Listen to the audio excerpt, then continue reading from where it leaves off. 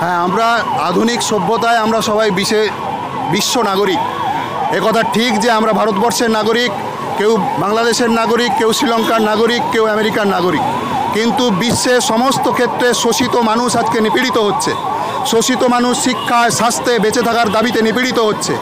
বিশ্বের এই শোষিত যে মানব সভ্যতা, মানব অংশ, মানুষের যে অংশ, তার নাগরিক হিসেবে, বিশ্ব নাগরিক হিসেবে আজকে আমরা কলকাতার বুকে আমরা চাইছি, ওখানে মেলবোর্নে আরেকজন চাইছে, টোকিওতে আরেকজন চাইছে, গোটা বিশ্ব জুড়ে বাংলাদেশের যে সরকার, যে স্বৈরাচারী সরকার, সে সরকার ওখানকার ছাত্র আন্দোলনের ওপর একটা অগণতান্ত্রিক, প্রায় ফ্যাসিবাদী কায়দায় যে আক্রমণ করেছে, তার বিরুদ্ধে গোটা ভারতবর্ষের, গোটা বিশ্বের মানুষ রাস্তায় নামছে।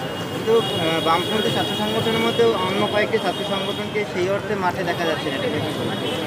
দেখুন, আজকের যে যৌথ আন্দোলন, এই আন্দোলনের আসার জন্য আহ্বান পশ্চিমবাংলার সমস্ত বামপন্থী সংগঠনগুলির কাছে গেছে। আমরা এক ঐক্যবদ্ধভাবে বামপন্থী ছাত্র সংগঠনগুলো লড়াই করতে চাই, বিভিন্ন ইস্যুতে আমরা একত্রিত হই। এই ইস্যুতে হতে পারে সেই সংগঠনগুলি অন্য কোনো মতামত আছে, সেটার আমরা সেই দায়িত্বটা নিতে পারছি না। আজকে যারা আমরা ঐক্যমত হয়েছি, আমরা রাস্তায় নেমেছি। কিন্তু আপনারা সেই আন্দোলনকে কিভাবে সমর্থন করতে পারেন বামপন্থী হিসেবে, যে আন্দোলনে জামাত শিবিরের অংশগ্রহণ এবং ভারত বিরোধী স্লোগান উঠছে, সেখানে ভারতের মাটিতে দাঁড়িয়ে স্লোগান আমি আমার বক্তব্যে একটু আগে বলেছি যে এটা স্পষ্ট যে বাংলাদেশের যে আন্দোলন সেটা গণতান্ত্রিক। বাংলাদেশের যে আন্দোলন, তাদের ৭১-এর মুক্তিযুদ্ধের যে গণতান্ত্রিক ধর্মনিরপেক্ষ চেতনার ভিত্তিতেই আন্দোলন হচ্ছে। যে কোনো দেশে একটা বিরাট বড় আন্দোলন হলে সেই আন্দোলনের সুযোগ নেওয়ার জন্য বিভিন্ন শক্তি ওতপ্রেতে থাকে। বাংলাদেশে কোনো একটি শক্তি থাকছে, ভারতবর্ষে একটি প্রগতিশীল আন্দোলন হলে আরও কোনো একটা শক্তি অপেক্ষা করতে পারে, সুযোগ খুঁজতে পারে। আমাদের দায়িত্ব, আমরা যারা বামপন্থী গণতান্ত্রিক ছাত্র আন্দোলনের কর্মী, আমাদের নেতৃত্বে থেকে এই আন্দোলনকে সঠিকভাবে গণতান্ত্রিক ধর্মনিরপেক্ষ আন্দোলনে যাতে সেটা টিকে থাকতে পারে, সঠিক রাস্তায় থাকতে পারে, আমাদের দায়িত্ব। আমরা বিশ্বাস করি বাংলাদেশের ছাত্র সমাজের, বাংলাদেশের জনতার যে ইতিহাস, তাদের যে গণতান্ত্রিক এবং ধর্মনিরপেক্ষ যে ইতিহাস, সেই ইতিহাস দিয়ে তারা এই সুযোগ সন্ধানীদের প্রতিহত করতে পারবে। বাংলাদেশের এবারের ছাত্র আন্দোলন কোনো একটা সংগঠনের উপর ভিত্তি করে হয়নি।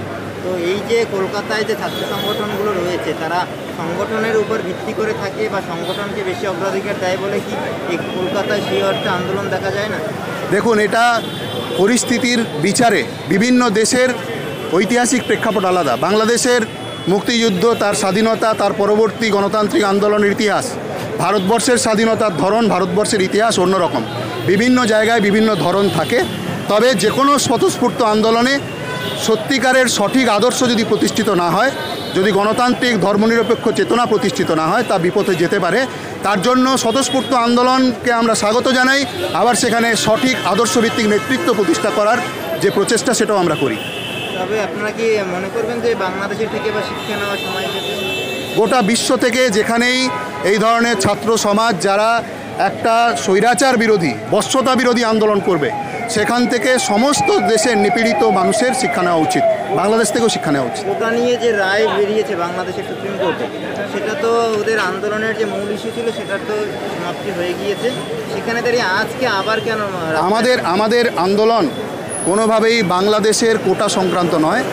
বাংলাদেশের একটি রাষ্ট্র, সেই রাষ্ট্রের সরকার এবং সেই রাষ্ট্রের ছাত্র সমাজ, তারা সেখানকার দাবি দেওয়া নিজস্ব বোঝাপড়া করবে।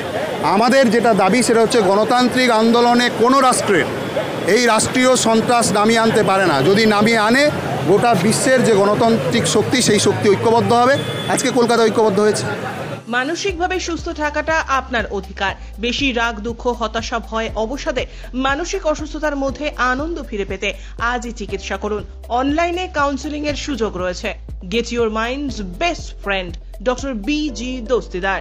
স্ক্রিনে দেওয়া নম্বরে যোগাযোগ করুন। দীর্ঘদিন ধরে সন্তানহীনতার সমস্যাতে ভুগছেন?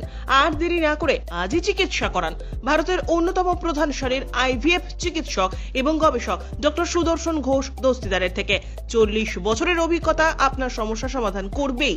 স্ক্রিনে দেওয়া নম্বরে যোগাযোগ করুন।